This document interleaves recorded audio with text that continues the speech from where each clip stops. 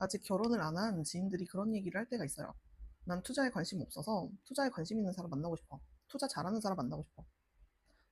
근데 투자 잘하는 사람이 투자에 하나도 관심 없는 너를 왜? 안녕하세요, 나표입니다. 오늘은 이 영상을 보고 계시는 분이 미혼이라면 지금 투자를 시작해야 되는 이유에 대해서 제가 좀 설득을 하는 영상을 찍어보려고 합니다. 이건 제가 설명을 안 해도 많이 들어보셨을 텐데요. 물가가 오르니까 우리가 오르는 돈은 시간이 갈수록 가치가 계속 떨어집니다. 예를 들어 물가 상승률이 연 5%인데 내가 연 3%짜리 적금을 한다. 그러면 내 돈의 가치는 물가 상승률을 못 따라가는 거죠. 그래서 돈이 계속 묶여 있기만 하면 가치가 계속 떨어져요. 내가 가지고 있는 돈으로 살 수 있는 것들이 점점 적어지는 거죠. 근데 제가 지켜보니 부모님 집에 사시는 분들이 특히 이거를 잘 못 느끼는 경우가 많았습니다. 저는 이걸 어떻게 체감했냐면 전셋값 때문인데요. 저는 20살 때 서울로 오고 나서 7번 정도 이사를 했습니다. 기숙사 고시원 외에는 모두 전셋집에서 살았어요. 근데 전셋집을 많이 보다 보면 어느 정도 컨디션의 집이 얼마 정도 하는지 눈에 보이게 됩니다. 아, 이번에는 구축 원룸에 살고 있으니 2년 동안 돈을 좀 모으면 다음에 구축 투룸 정도 갈 수 있겠다, 이렇게 생각을 해요. 근데 2년 후에 돈을 모아서 그런 집으로 이사를 가려고 하면 못 갑니다. 전세 가격이 너무 올라 있어요. 전세 가격이 오르는 속도가 제가 도저히 근로소득으로는 따라잡을 수 없는 속도인 거예요. 아무리 일을 열심히 하고 아껴봤자 소용이 없구나, 이런 생각을 할 때도 있었습니다. 월급을 받아서 주거비로 다 나가는데 이게 서울에 사는 의미가 있나? 라는 생각을 했던 적도 있어요. 그래서 돈이 돈을 버는 시스템을 반드시 학습해야겠다는 생각을 했습니다. 그래서 아직 투자를 시작하지 않은 분들은 작은 돈이라도 투자를 꼭 연습하고 시작하셨으면 좋겠습니다. 주식이 아니어도 되고요. 부동산이나 금이나 경매나 본인에게 맞는 투자를 찾아가시면 좋을 것 같아요. 저희 남편은 사회초년생 때 회사에서 의무적으로 시켜주시는 자산관리 강의를 들었었대요. 남편도 그냥 처음에는 의무적으로 들었대요. 근데 그 자산관리 하시는 분이 이 투자의 중요성을 말씀하시면서 그렇게 말하셨대요. 제가 이렇게 설명해도 50명 중에 1명 정도만 투자를 시작하고 나머지는 하던 대로 계속합니다. 그 말을 듣고 제 남편은 그때부터 투자를 시작했다고 하더라고요. 저희 남편은 부동산, 주식, 코인 다양한 투자를 했고 좋은 결과도 있고 안 좋은 결과도 있었죠. 여러분도 이 이야기를 듣고 아무것도 변하지 않는 사람이 아니라 아주 작은 투자 공부라도 시작하시길 바랍니다. 가끔 제 친구나 후배가 이런 얘기를 하면, 그러니까 투자 잘하는 사람이 왜 투자에 하나도 관심 없는 너를? 이라고 이제 생각을 하는데요. 이건 농담이고, 누군가는 내가 투자를 다 도맡아서 할 테니 상대방이 관심 없어도 된다라고 할 수도 있습니다. 그런 경우도 많이 봤어요. 근데 이럴 경우에는 여러분이 상대방이 돈을 다 잃어와도 믿고 지지할 수 있나요? 그러면 상대방에게 다 맡겨도 상관이 없어요. 즉, 원망하지 않을 자신이 있다면 괜찮습니다. 저는 그럴 가능성이 높다고 생각하는데요. 그 이유는 앙드레 코스톨란이라는 헝가리 출신의 전설적인 주식 투자자가 있습니다.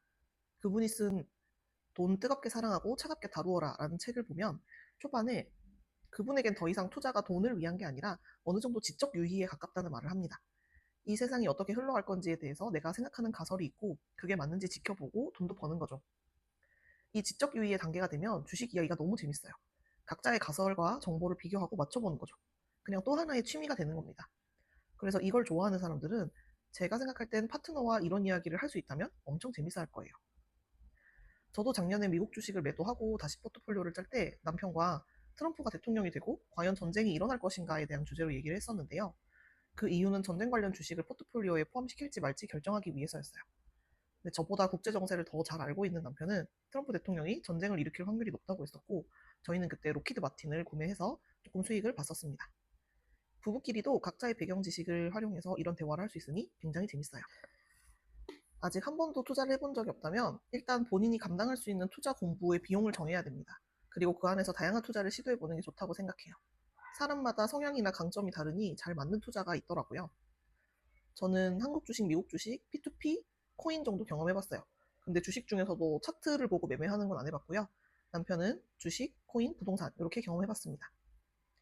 너무 큰 금액으로 시도하지 마시고 작은 금액으로 시도하면서 내가 이 투자의 리스크를 잘 평가할 수 있는지, 내가 그 투자를 위해 시간을 내고 정보를 수집하는 게 즐거운지 살펴보시면 좋을 것 같아요. 왜냐면 그 시장에 갑자기 들어가자마자 돈을 벌 수는 없어요. 그건 완전히 오행이라서 그걸 믿지 마시고 그 시장에 오랫동안 관심을 가지고 꾸준히 참여하면 기회가 보이는데 그 기회를 잡는다고 생각해야 돼요. 그러려면 기본적으로 내가 질리지 않고 재미있게 볼 수 있는 투자 시장을 찾아야 됩니다. 그리고 보통 거기에서 지식이 축적되면서 기회가 보이기 때문에 각자 투자에 대한 주종목들이 있으시더라고요.